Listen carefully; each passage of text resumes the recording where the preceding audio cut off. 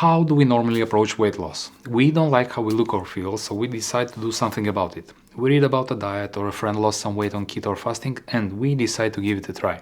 And what all diets have in common and discuss at great length is what you can eat and what you're not allowed to eat. You shouldn't eat carbs, you shouldn't eat animal products, eat meat only, eat fruits only, eat 80% fat, no fat at all. Only 1 meal per day or 6 smaller meals a few hours apart. Don't eat breakfast, skip the dinner.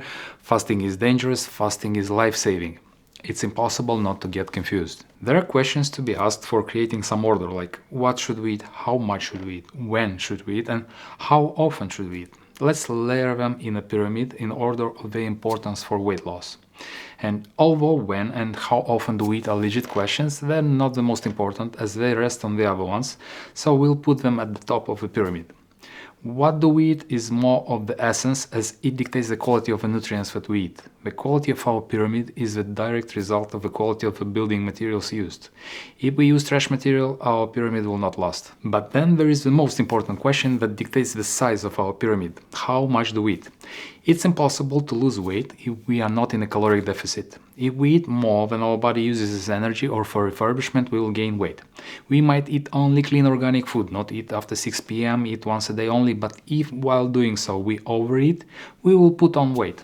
It's physics and it works. This is why intermittent fasting works. We just eat less if the feed time is restricted. This is why keto works, as protein and fat are very satiating, so we eat less. Any diet works if we eat less than our daily caloric need. And then finally, there is the question, why do we eat? Well, because we are hungry. But are we? Studies show that we eat when we are really hungry on average just in 20% of the cases. 20%, that's 1 out of 5. Our desire to eat is signaled by one of the two, physiology or psychology.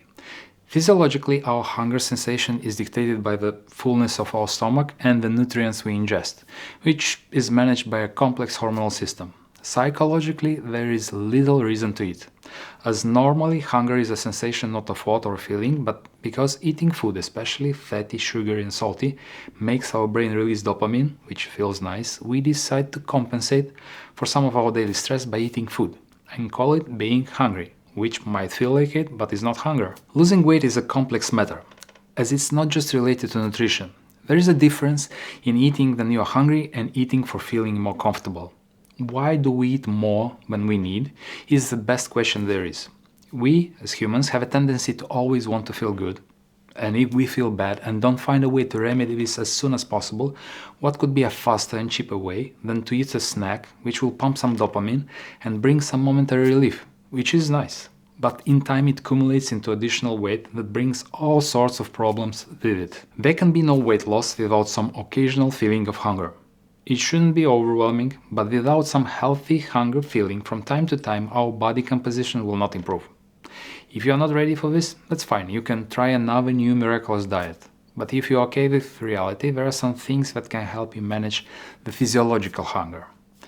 Restrict calories just a little bit, around 200 calories less than you would normally need for a day, otherwise the hunger sooner or later will get out of control. Eat more protein, eat fiber-rich food, drink water, prefer solid foods over liquid foods, eat slowly, exercise regularly and get enough sleep. Also, it's good to know that hunger comes in waves. At certain moments we might feel like the end of the world is near and there is no way out. But just 15 minutes later things can improve dramatically. It never gets worse and worse, it works in tides, coming and going. The difference between overweight and fit people is not that fit people burn more calories, or that they don't eat carbs, or that they eat only once a day, but it's the way they deal with their emotions and the feeling of discomfort. Some try to make the discomfort go away as soon as possible, mainly through eating some food, and others just accept that things don't feel nice right now and it's okay, and continue whatever they were doing without detouring for a snack. They deal with their problems in a way that doesn't involve calorie input. Next time, when you feel an urge for comfort eating, try and see what works for you. Take a walk, do some simple exercises like squats, push-ups or sit-ups. Do some intellectual work that isn't too demanding. Do a chore like tidying up, washing some dishes or preparing your clothes for tomorrow. Hit the discomfort with another discomfort. Works like magic. But remember, you don't fight the hunger feeling. You let it be there with you while you are being busy. You can do it on any plan. Mediterranean, low carb, keto, vegetarian, vegan. Just keep in mind that the less protein and fat you'll ingest, the more difficult it will be to manage your hunger. An optimal ratio of macronutrients that might work well is 40% protein, 40% carbs, and 20% healthy fats. But everyone should optimize it for themselves through trial and error. No food should be off the table, as long as you don't overshoot your daily caloric intake. You will soon learn that if you eat only candy and cake, you will feel good for a few minutes, but afterwards you'll feel bad for the rest of the day because of the hunger and because you've reached your caloric limit too fast. Also, if you are eating simple sugars, the hunger cravings become really wild and difficult to handle. So it's up to you. If you want the cake, you can have it, but there is a price tag for it. Human body evolved in conditions of almost constant hunger. It is designed to handle hunger. More than that, it cleans and repairs itself while there is a break from food. Reframe the hunger sensation from "that's bad, I need to get rid of it" to "that's good. This sensation tells me that my body is burning fat storage and is making me healthier, stronger, and better looking." Don't go all or nothing. Don't throw it all out if you messed up once or twice. That's okay, it will definitely happen. Just get back to your process the next day. Stick to eating right 8 or 9 days out of 10 and the results will follow.